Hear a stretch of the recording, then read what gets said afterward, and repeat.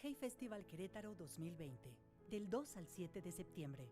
Este año disfrutaremos del Hay Festival con total seguridad en un formato digital, que nos permitirá seguir conectando con grandes personajes del mundo de la música, literatura, activismo, ciencia, periodismo y más. Todo esto desde la comodidad de nuestro hogar y con un programa totalmente gratuito. Extrañaremos caminar por las calles del centro de la ciudad, con sus fuentes, sus artesanías, su exquisita comida y su bella gente, esperando pronto volver a disfrutar de la experiencia queretana. Querétaro se dará a conocer al mundo con una programación sin igual, con personalidades como los premios Nobel Paul Krugman, Mario Vargas Llosa y Malala Yousafzai, premiados autores como Paul Auster, Alma Guillermo Prieto, Siri Hosbet, Elena Poniatowska, Salman Rushdie, Ida Vitale, Juan Villoro, Camila Sosa Villada, Mónica Ojeda, Emiliano Monge y muchos más. Ciencia y actualidad, Miguel Pita, Michelle Bachelet, John Lee Anderson, Gael García Bernal, Carlos Castaño Uribe. 6 conciertos exclusivos, entre los que destaca música con Julieta Venegas, Sara Banda, Mollete y más. Clásicos Hay Festival. 6 charlas icónicas de los festivales Hay, traducidas al español para el disfrute de los espectadores. Contaremos también con eventos para niños y jóvenes. Consulta el programa completo y regístrate gratuitamente en www.heyfestival.org/Querétaro. Hay Festival Querétaro 2020. Imagina el mundo.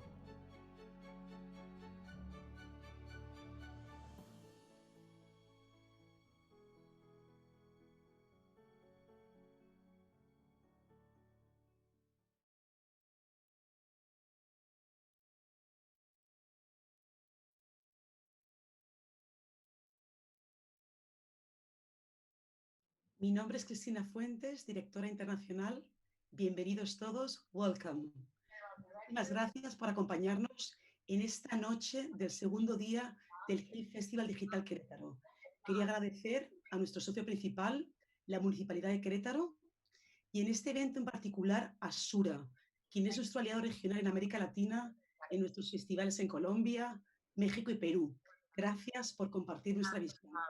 Bueno, es un verdadero honor tener con nosotros al Premio Nobel de Economía 2008, Paul Krugman, uno de los economistas más influyentes del mundo. Hoy hablará aquí de su libro Contra los zombies, Economía Política y la lucha por un futuro mejor.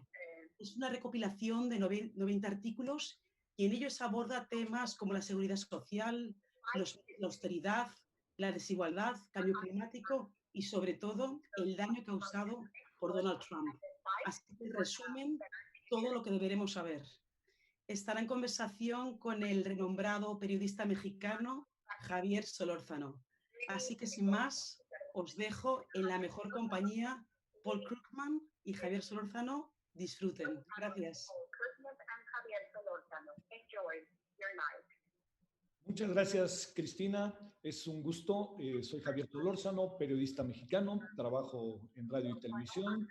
He sido mucho tiempo investigador y profesor de la Universidad Autónoma Metropolitana y es un enorme orgullo estar aquí. Y antes que nada, quisiera felicitar al Festival Hay, pues por lo que está haciendo ahora, pero también por en el octubre que viene, muy probablemente, ojalá se haga, recibirá el premio Princesa de Asturias. Muchas felicidades, Cristina, a todo el equipo. En verdad, muchas gracias. Y es doble el honor de tener la oportunidad de conversar con el Premio Nobel de Economía, Paul Krugman. Paul, thank you very much. How are you? How do you live the pandemic? How is Nueva York? How is your life in relation of the pandemic? Oh, okay. So, yes. I mean, I have to admit, I was one of those people who temporarily left New York City during the worst of it because I had the ability to do that, and it's But I've been back now for some time, and New York is resilient. The city is functioning. People are out and about. The shops are open. Restaurants have moved outdoors for the most part. Uh, a, a lot of the central business district is ghostly because everyone who can is still working from home. But it's the idea that the city has been destroyed is clearly not right. And in fact, right now it's the safest place in the United States. I mean, the everyone wears a mask. Transmission rates very low. So New York is actually fine. I would say it's actually a particularly good place to be at this difficult time. ¿El mundo va a ser diferente después de la pandemia en lo económico, en lo social, en las relaciones humanas? Well, there are things we know and things we don't know.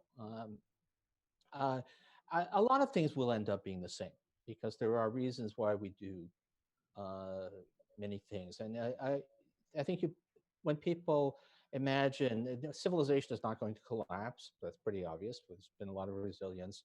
World trade may be somewhat affected, but container ships don't transmit the virus, so we'll be able to continue to do a lot of globalization. Industry won't collapse. Um, I think the two big questions that we have now are how much doing what we're doing now, which is remote communication, will become a permanent feature. In effect, we've given a period of infant industry protection, as we used to say in trade policy. We've given a period of forcing people to communicate, to work without physical contact, and how much of that will stick because it's turned out that it works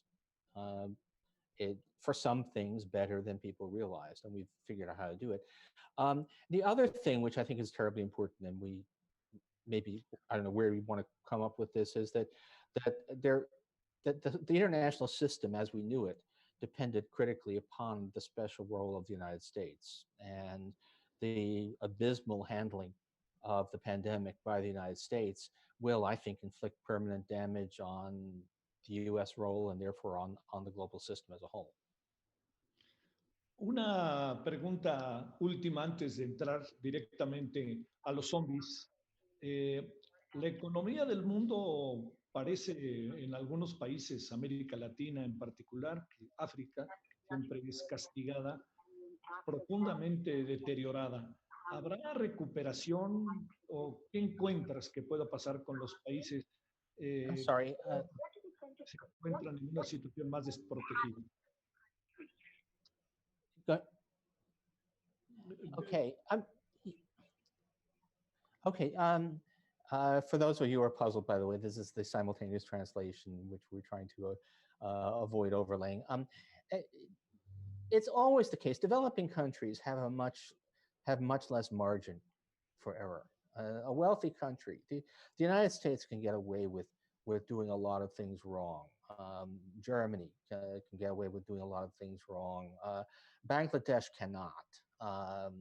And Mexico, Latin America, by and large, somewhere in between.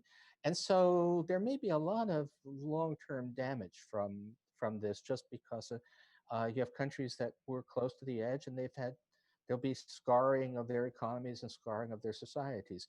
But although at the moment, what is striking is that if you ask the two countries that really seem to have done especially badly in handling this thing, it's the United States and Brazil.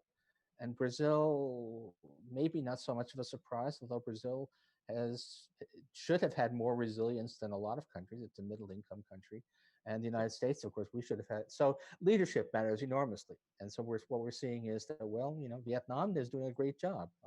Who knew? And Greece is doing a fine job. But some of us, countries with all of the advantages, are not. Sí. Paul, una reflexión final sobre si tienes información estando en México y mucha gente que le importa tu opinión. ¿Hay algo que opinar sobre México en este sentido?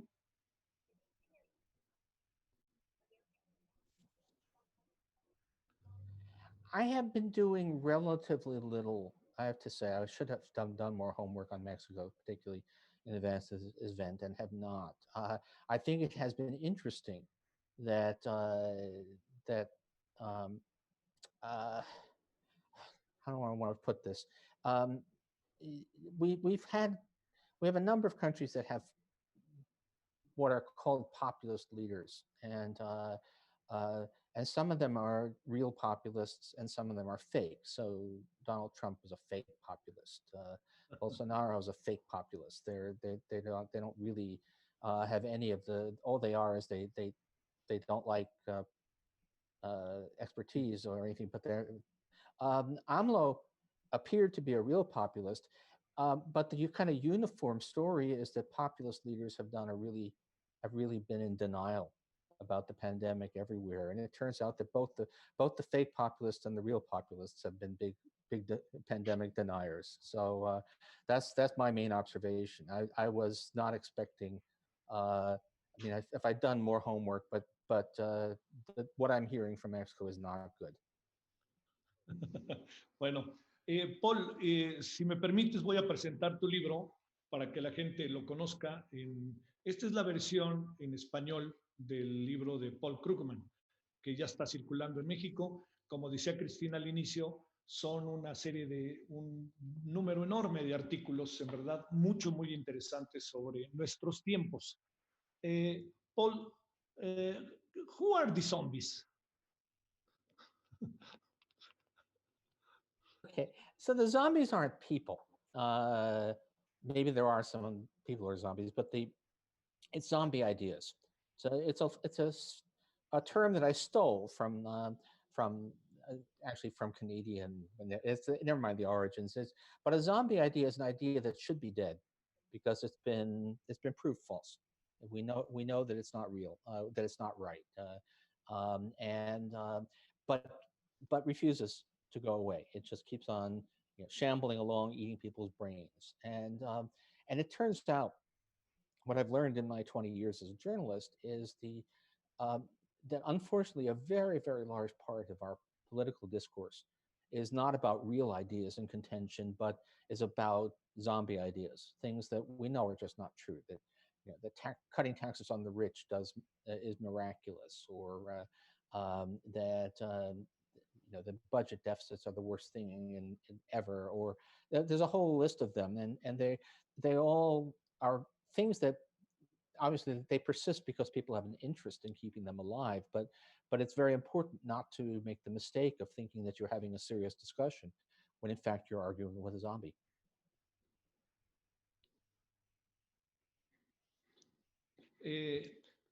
Paul, hay varias disyuntivas hoy en día para los Estados Unidos. Los recientes conflictos raciales, pregunto, ¿están mostrando una pobreza que no estaba a la vista? ¿Está mostrando un enojo racial que se había en algún sentido sometido o guardado? ¿Qué es lo que estamos viendo de este Estados Unidos en función de lo que tú has venido narrando desde casi el año 2000?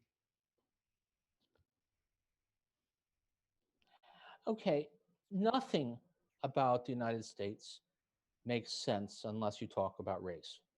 The legacy of slavery and all of the things that followed are essential to everything. The reason that the United States does not look like other wealthy countries, the reason that our social safety net is so weak, the reason our politics is sometimes so brutal, it all comes down to race.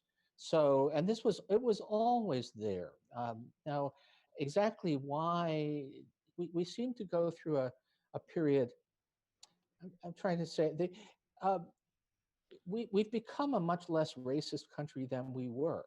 The fact of the matter is that the country I grew up in was much more explicitly, and I think even implicitly racist than the country that I live in now.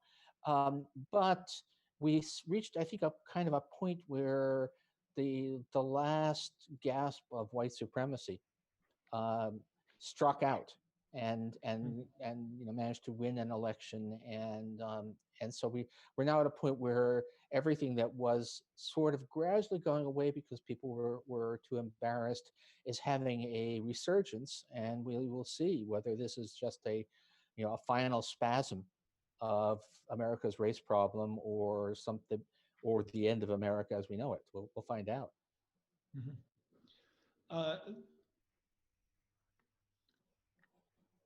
a lo largo de los artículos que has publicado en The New York Times, que son, en verdad, algunos de ellos, algunos son para especialistas, pero son todos para leerse muy a detalle, te pregunto, ¿sigue vigente la dicotomía de conservadores, liberales o algo que se le parezca en ese sentido en la Unión Americana?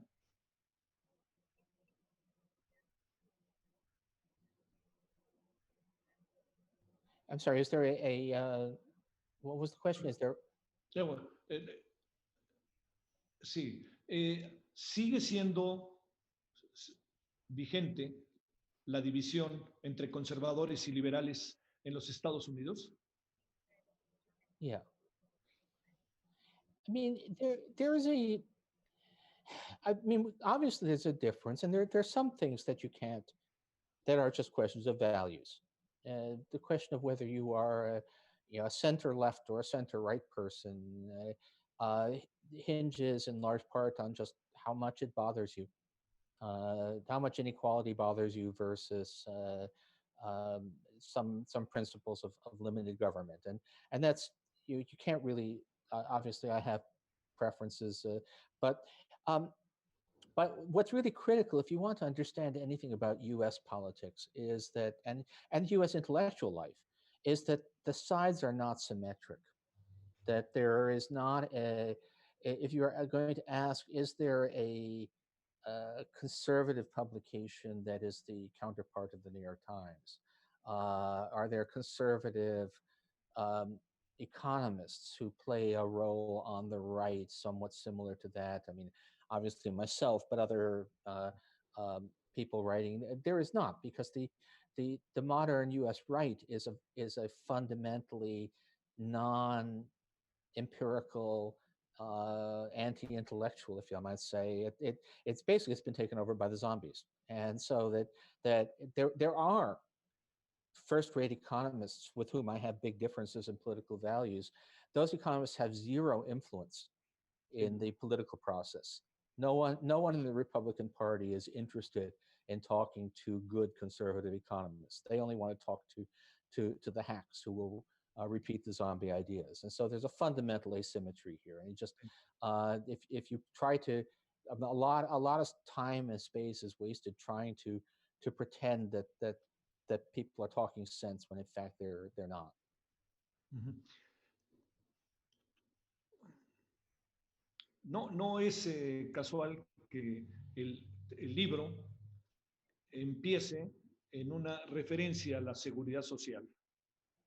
¿La seguridad social es un gran problema para los Estados Unidos? Oh, Social Security. It's so okay. Social Security is the core, it's the original, the centerpiece of the U.S. welfare state. It's a retirement program, and secondarily a disability program, and it's 85 years old now. Um, uh, and it's not a problem. It's a system that works uh, quite well. It's it's administratively simple. It's straightforward. You can argue that it's not sufficiently generous. There are some issues, but not huge issues about paying for it. But it's actually, Social Security is one of the things that America is.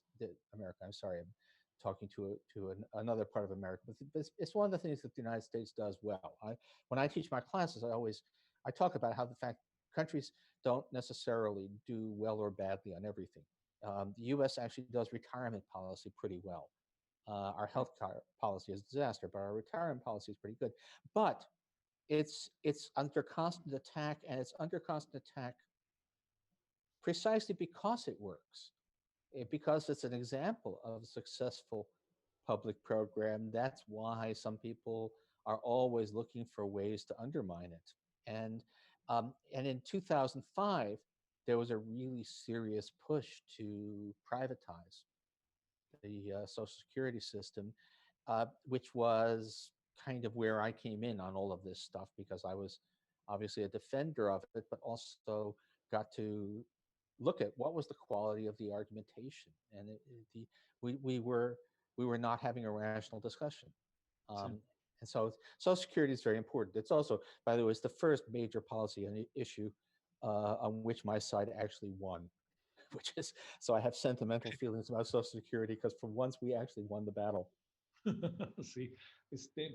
Eh, Paul Krugman, es inevitable pensar en elecciones, pero primero déjame preguntarte, eh, ¿ganó Donald Trump hace 4 años por las redes y por los medios de comunicación y porque Hillary Clinton tuvo desdén a los medios, como en alguno de tus artículos? A ver, ¿insinúas? Sí, sí. ¿Me escuchaste, Pop? Sí. I'm sorry. Sorry. No, Sorry. I'll try to avoid these things. Sorry. Repeat again. sí. ¿Por qué ganó las elecciones hace 4 años Donald Trump? ¿Qué supones que fue lo que hizo para que ganara sobre Hillary Clinton? Okay. There were a few things. Part of it was he benefited enormously from the fact that people thought it was impossible for him to win. People simply assumed that it was not a risk. Sí. He benefited from enormous media hostility to Hillary Clinton. We can talk about what that was about, and misogyny, clearly the fact that if Hillary Clinton had been a man, this wouldn't have happened. And but basically, I mean, there's a balance here. On the one hand, it was a real fluke that he won. It required a combination of this peculiar hostility to Clinton, overconfidence, the fact that Clinton was an establishment figure who was easy for people to dismiss, to simultaneously dismiss and assume that she was going to win anyway, but also that he represented a real uh, part of the American scene. I mean, Trumpism is serious Trumpists are a minority of the American population, but they're a significant minority. And as it turns out, given the peculiarity of our electoral system, although the majority of people voted against him, the Electoral College put him in the White House. But it was a very peculiar, uh, Sí. frightening event. But I think the deeper question is how can somebody like that be so close? How can he still have a chance of winning again? Uh-huh. ¿Han cambiado mucho, han cambiado mucho los Estados Unidos estos 4 años como para que Trump pudiera perder o para que pudiera surgir una alternativa a Donald Trump?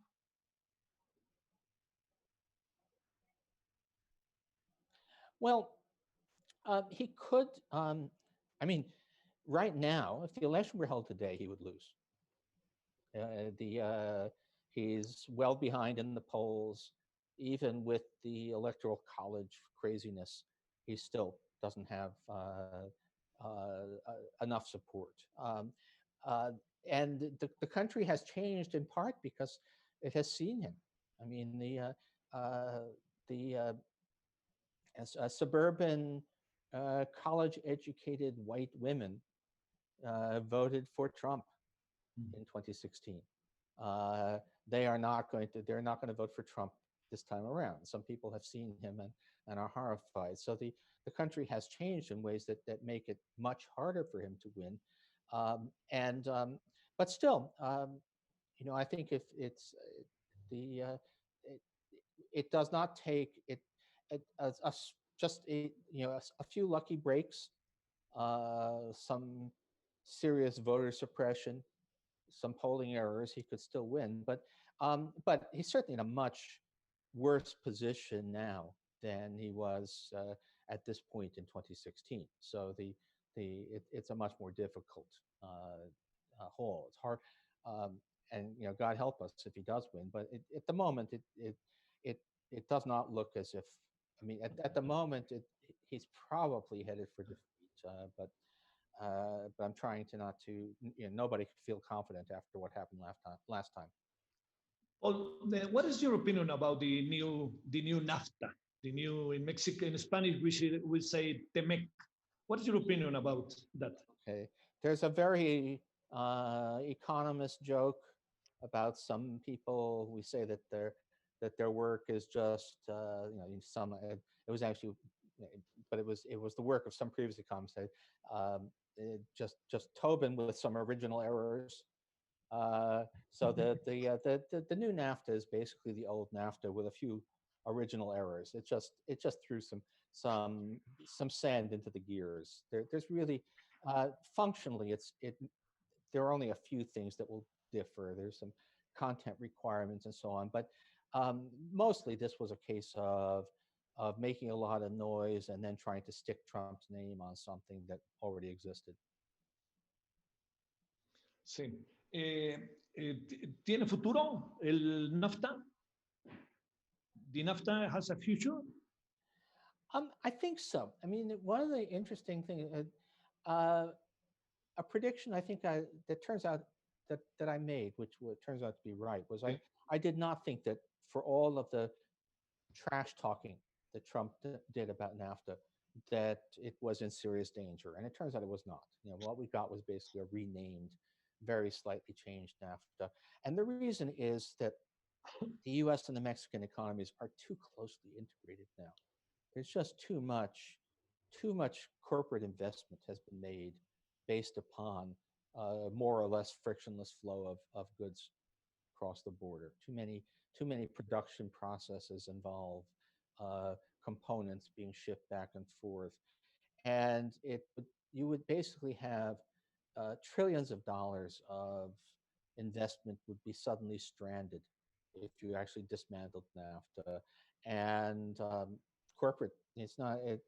I wish I could say this was all because of good human intentions, but basically corporate interests are too strong to dismantle NAFTA. NAFTA is too much a fact of life to do away with now. Two questions about the Mexico and United States. One, migration, and the second one, your opinion about the wall. And that it's a mediatic subject. All the people is talking about that. Trump has the wall in first plan. What is that? What do you think? Because in Mexico we have a lot of opinions about that, and not good opinions, as you know. Yeah, the weird thing about the immigration issue first is that it came at a time when in fact the flow of migrants was diminishing. There's never been any reason. I mean, it in principle, you could imagine that immigration from Mexico would put downward pressure on wages in the United States, but we've had a lot of evidence to suggest that that's not true, and that on the whole, immigration is a net plus for almost everyone already in the United States. And of course, all the craziness about the immigrant crime, which is just a myth. And the wall is even crazier because that's not how migration happens in the modern world. I mean, the people. I mean, it's not that it doesn't happen at all, but the idea that the reason that we were having any issues was because we didn't have a physical barrier. This was basically this was anti-immigration theater. This was let's have something highly visible and expensive and basically irrelevant. So it says something about both Trump and his supporters that this fundamentally silly thing became such an important political symbol. Mm-hmm. How do you see? What is your opinion? What is happening between United States and China? Okay, now that is much more serious. I mean, that's the U.S. and the North American economy is too enmeshed to really tear it apart. The U.S. and China, although we do an awful lot of trade, it's a lot less so. It's it is there are alternatives, there are workarounds, it's just not as intense a relationship, and there's also much more um, sort of underlying geopolitical tension. The United States and China were never going to have an easy relationship, even unless China. I was about to say, unless China had a democratic government, uh, uh, not sure that we will, depending on what happens in a couple of months. But anyway, it's China is not like the European Union, which is fundamentally shares U.S. values and the most important things and so on. So China, it's a great power and a rising great power. So there was always going to be tension there. And so Trump has, in fact, the trade war with China is serious. I mean, we're talking about um, a really major escalation of tariffs that's taken place, and it is leading to some significant delinking. Now, what's interesting is that very little of that is taking the form of U.S. Production moving back to the United States. Mostly, it's diverted, so that stuff that was coming from China is coming from Vietnam or from Bangladesh instead. But it's but no, that the U.S.-China trade war is a real thing, and very little of it has been reversed, and um, uh, that's the biggest backward step in trade liberalization in the past 50 years at least. The relation is a problem for the world or just for the United States and China? Well, I mean, the spillover, the direct spillover is not so severe. In fact, in some ways, for some of the other players, Europe may actually even have gained a little bit from the diversion of trade away from the China-U.S. axis to a Europe-China axis. Um, these things are pretty minor, but there's international trade. This system, this relatively open system of world markets, which is terribly important for poorer countries, terribly important for countries that are trying to make their way in the world, is a system that is based upon rules. It's kind of a legalistic system, and and institutions, and all of those things are ultimately the World Trade Organization doesn't have any tanks, right? What makes all of this thing work is that the major powers have acted in a way that makes them believe that it's important to preserve this system, to preserve to obey the rules. And now you have the United States, which invented the system, now making a mockery of its own rules, and that can't be good. Um, Long ago, a teacher of mine said that the danger from U.S. protectionism is not retaliation, it's emulation. It's that once the United States starts breaking the rules, other people start breaking the rules, and the system starts to fall apart. Same. Paul, let me make a question, a personal question. Yeah. How is the life for a Nobel Prize? It's very difficult. All the time you have to trip to everywhere. All the people want your opinion about anything. How is the life? There's a very crucial word, which is no. You just need to say no a lot. Fortunately, I saw. I mean, one of my teachers, Franco Modigliani, when he got the prize, everybody invited him everywhere, and he was excited and flattered and thought he could help. And he suffered a heart attack, and that was a lesson. Being a bit of a public intellectual to start with, this probably changed my life less than others. But no, the protecting your time and shrinking your ego. Some Swedes thought you did something good does not make you a brilliant sage and an expert on everything. So try to let it change your life as little as possible. Sam. Well, as you suppose, we have a lot of questions of the people. some of this. Well, the first one, Cintia Giuliani González Reséndiz y José Gregorio Fabián Linares, is the same question. What is your opinion, or what is the difference between this crisis and the crisis of 2008? Yeah, this is they're not at all similar. This is like nothing we've seen before. I mean, 2008 was, we we overreach. We had a bubble. We had excess debt, and everything. All of the bills sort of came due. This time, this virus hit. We basically had to put a large part of the world economy into a coma. I've been using that metaphor, a medically induced coma, in order to slow the spread of the virus. It's a very, very different story. Now, it could have turned into something more like 2008. The great risk was that the secondary effect. So you had a whole lot of businesses that were suddenly effectively bankrupt, and a whole lot of workers who suddenly had no income. And between those business bankruptcies and the loss of purchasing power, it could have turned into a massive recession, um, on top of what we've already seen. It didn't, because miraculously, in March of this year, policymakers in the United States and Europe did the right thing.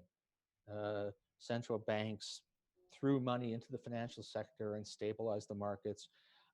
And we provided aid. The United States, to my astonishment, actually provided unemployed workers with an adequate amount of money to live on while the pandemic continued. Now, all of that good stuff came to an end a month ago.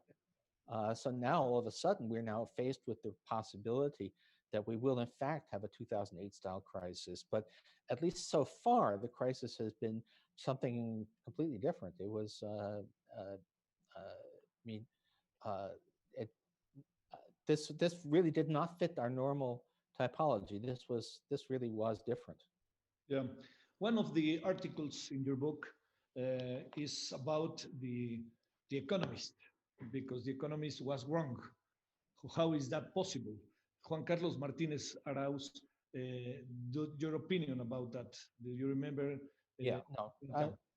Yeah, I mean, it was specifically really about macroeconomics, and which is, one of my professional fields, and obviously as the subject of a lot and of what I write about for the public. And a peculiar thing happened to academic macroeconomics, which was that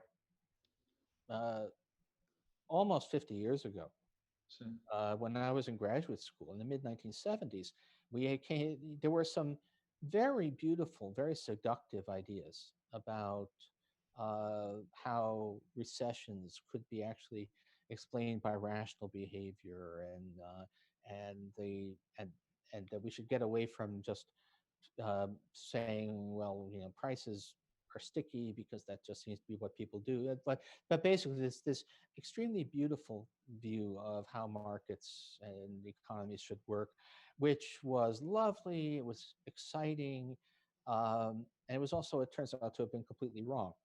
Um, but because it was so beautiful, it took over a large part of the field, and there was and we actually, to a large extent, stopped teaching graduate students the older stuff, so that when we came up with a crisis that looked a whole lot like the 1930s, well, I know a fair bit about the 1930s.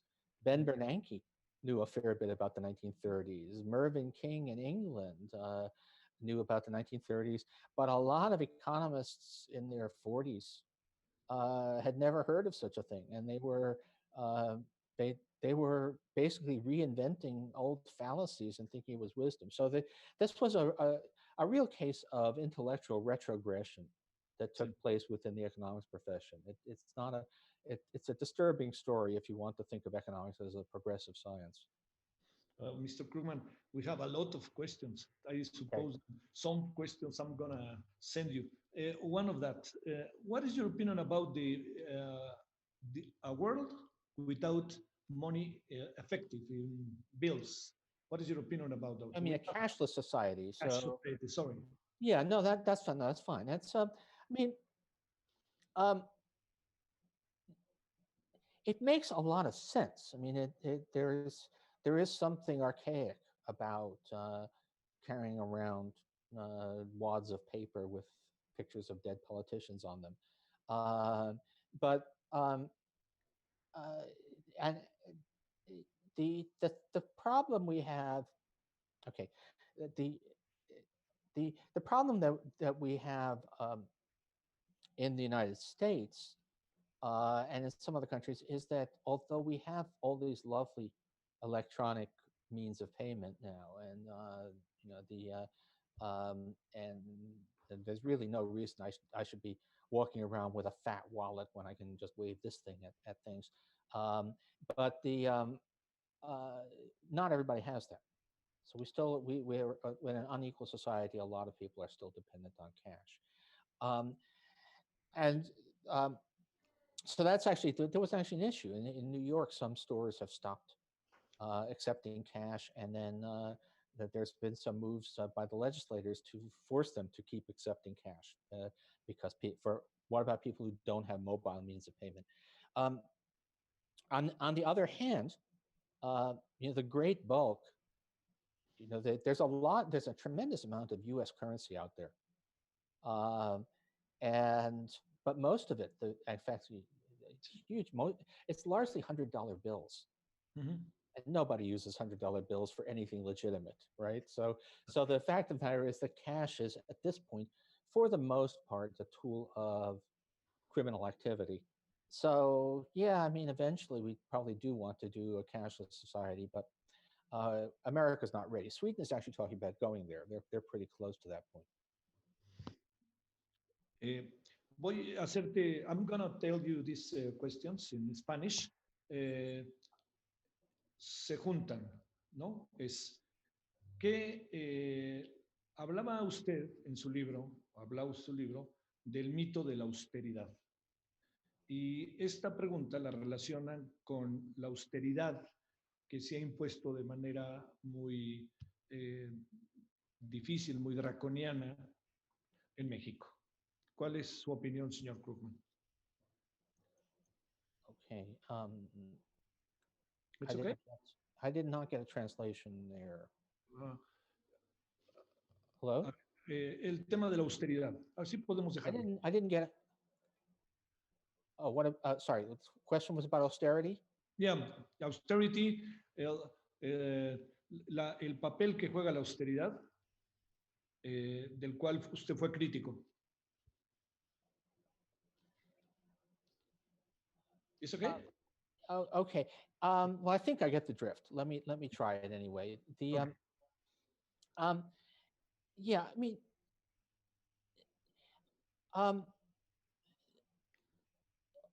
austerity. There are times when you want. I mean, there are limits to what you can spend. There are limits on the economy. Austerity is not always a bad idea. And if you didn't know the history, you might think that a big problem would be how do you get governments to live within their means or live within a country's means. And that had been a problem. There have been times and places where that is actually the problem. I mean, Venezuela. But in certainly in wealthy countries, for the past dozen years, the problem has always been that governments imagine that they face limits that they don't actually face, that they started slashing spending, worried about deficits at a time when deficits were not actually a problem, and they ended up hurting their economies and hurting their people a great deal. And so these debates have faded a bit for the time being, but austerity programs did enormous damage over the past 10 years. And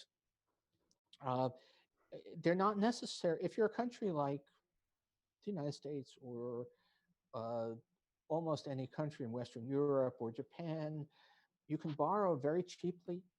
Your economy grows. Debt is really just not an issue. Um, and we just, look, the United States, we just spent $3 trillion fighting the pandemic, and nothing happened. Interest rates didn't go up. Nobody's worried about US solvency, which tells you that this is just not a front rank issue. Now, I guarantee you, if Joe Biden becomes president of the United States, all of a sudden there'll be all kinds of people saying, "Oh, the deficit is a terrible problem," and all those plans he has to help the poor and expand healthcare. Well, we can't afford that. But it's nonsense. The fact of the matter is that this is a you know, budget deficits are they're not, certainly for the United States, they're not in the top 10 issues to worry about. Sí. Mr. Paul Krugman, that is all. But I want to tell you that if you want to give a message, some opinion about many things, but about the moment that we are living in the world, the United States, Mexico, etc.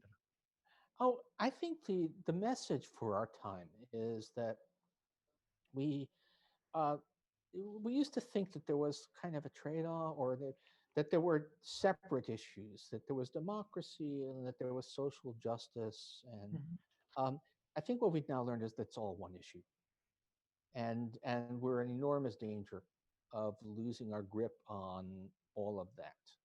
This is the moment of crisis when we have to try to save democracy, and that also means bringing us a lot more social justice. And in the next couple of years, we're either going to take a turn for a much better society here. I like to hope in Mexico and in much of the rest of the world as well, or we're going to be heading for the apocalypse. We really are at that point where we're that close to losing everything. Yeah. Paul Krugman, thank you very much for the opportunity. Thank you. Thank you. Bye. Good night. Bye. Bueno, con esto damos por terminada la conversación con Thank you. I know that was Premio Nobel de Economía. Muchas cosas se quedaron aquí. Le prometo que las haremos llegar al señor Paul Krugman, y por lo pronto pase usted buena noche y siga aquí en el Festival Hay. Muchas gracias. Se despide su servidor Javier Solórzano. Pásela bien. Adiós.